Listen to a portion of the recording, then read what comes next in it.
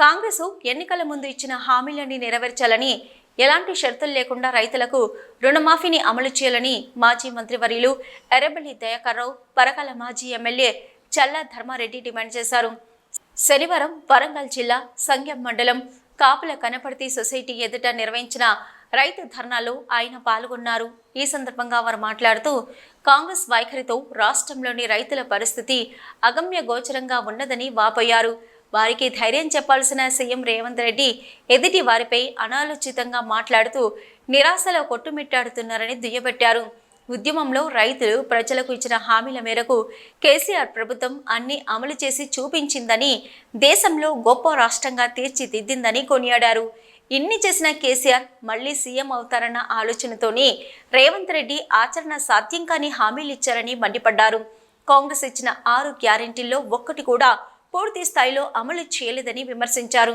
ఎన్నికల సమయంలో 40,000 కోట్లతో రుణమాఫీ చేస్తామని చెప్పిన రేవంత్ రెడ్డి క్యాబినెట్లో మాత్రం 30,000 కోట్లు కేటాయించారని, బడ్జెట్లో 17,000 కోట్లు కేటాయించారని, తీరా చూస్తే 7,500 కోట్లు మాత్రమే మాఫీ చేశారని, ఇదెక్కడి లెక్కని మండిపడ్డారు.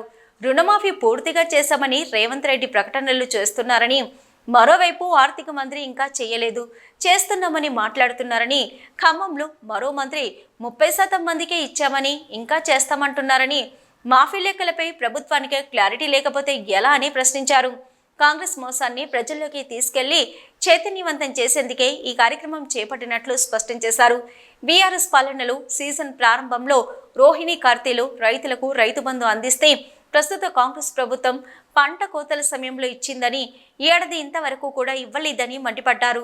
ఇప్పుడు ప్రజలు, రైతులందరూ కాంగ్రెస్కు అధికారం ఇచ్చి తప్పు చేశామని బాధపడుతున్నారని, తాము ఎక్కడికి వెళ్లినా ఇదే విషయాన్ని మాట్లాడుతున్నారని చెప్పారు.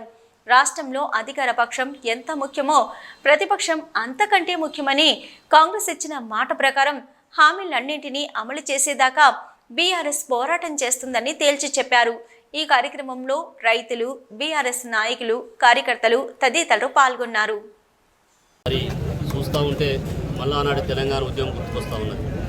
నిజానికి తెలంగాణ ఏర్పడిన తర్వాత మరి మాజీ ముఖ్యమంత్రి వర్యులు గౌరవనీయులు కల్వకుంట్ల చంద్రశేఖరరావు గారు తెలంగాణలో తొలి ముఖ్యమంత్రిగా ఏర్పడడం, మరి అప్పటి పాత కష్టాలను గుర్తుపెట్టుకొని భారతదేశంలో ఒక మోడల్గా తెలంగాణ రావాలి, తెలంగాణ ఎదగాలి, తెలంగాణ మరి ప్రజలందరూ కూడా ఆర్థికంగా బలోపేతం కావాలి, ముఖ్యంగా రైతాంగం అంతా కూడా బలోపేతం కావాలనే ఉద్దేశంతో ఒక వినూత్నంగా సాహసోపేతమైన నిర్ణయాలు తీసుకొని భారతదేశంలోనే తెలంగాణను ఆదర్శంగా తీసుకొని, రైతులను ఆదర్శంగా తీసుకొని, వ్యవసాయాన్ని ఆదర్శంగా తీసుకొని ముందుకు పోవాలనే ఉద్దేశంతో ఆనాడు మరి ఎన్నో కష్టాలకు నష్టాలకు ఓర్చుకొని అనేక రకాల సంస్కరణలు తీసుకొచ్చి రైతాంగాన్ని అంతా ఈరోజు బలోపేతం చేయడం జరిగింది. మీ అందరికీ తెలుసు, తెలంగాణ రాకముందు వ్యవసాయమే దండుగా, వ్యవసాయం చేసే బతకలేం, వ్యవసాయం చేసే కన్నా ఒక కూలి పని, ఒక గుమాస్తా పని చేసుకున్నామనే ఆలోచనతో రైతాంగం అంతా కూడా వలసలు పోవడం జరిగింది. మరి వలసలు పోయిన రైతాంగం అంతా కూడా ముఖ్యమంత్రి కేసీఆర్ గారు అయిన తర్వాత మరి ఇక్కడికి కాళేశ్వరం నీళ్ళు తీసుకొచ్చినాక, ఎస్ఆర్ఎస్పీ కెనాల్ ద్వారా నీళ్ళు ఇచ్చినాక, చెరువులు పూటికలు తీసుకొని మరి రైతులకు అనేక రకాల కూడా మరి అందుబాటులో బఫర్ స్టాక్, యూరియా కానీ ఫర్టిలైజర్ మొత్తం కూడా స్టాక్ పెట్టి మరి వాళ్ళకు అవసరరీత్యా ఏ టైంలో ఏం కావాలో ఆలోచన చేసి తెల్ల కాగితాలనంతా పచ్చ పాసు బుక్కులు ఇచ్చి పర్మనెంట్గా మరి బుక్కులు ఇచ్చి మరి ఎలాంటి గొడవలు లేకుండా ఇచ్చి మరి ఆ పాస్బుక్ ద్వారా ఎకరానికి 10,000 రూపాయలు సంవత్సరానికి ఇవ్వడం అంటే భారతదేశంలో ఇక్కడ లేదు. ఆ 10,000 ఇచ్చినాకనే దేశ ప్రధాని గారు కూడా మరి ఆశ్చర్యానికి గురై నిజమే రైతులకు మనం చేయాలని చెప్పి అతను కూడా కొంత సాయం చేయాలనే ఆలోచనకు వచ్చారు. అంటే ఇవాళ కేసీఆర్ను ఆదర్శంగా తీసుకొని రైతులకు చేసే విధానాన్ని మరి బ్రహ్మాండంగా అన్ని రాష్ట్రాలు అభినందించినాయి. అలాంటి దాన్ని ఈరోజు మాయమాటలు చెప్పి రైతాంగాన్ని మోసం చేసి రైతులను అనేక రకాల కూడా ఒక ఆశలకు గురి చేసి, అరే ఏమో జరుగుతుంది, మాకు 2 లక్షల రుణమాఫీ అవుతుంది, మా భార్యకు 4,000 2,500 వస్తుంది, మా నాయనకు మా అమ్మకు 4,000 పెన్షన్ వస్తుంది, మరి గ్యాస్ ఫ్రీ అంటాడు, కరెంట్ ఏదో అంటాడు అని చెప్పి ఆశపడి నీ కోట్లు ఇచ్చి గెలిపించారు. దానికి కాదనట్లే, గెలిచిన ఓకే, నేను మేము స్వాగతిస్తున్నాం. కానీ నువ్వు ఈ గత 9 నెలల నుంచి నువ్వు ఇచ్చిన మాటలు ఒక్క నిలబెట్టుకున్నావు.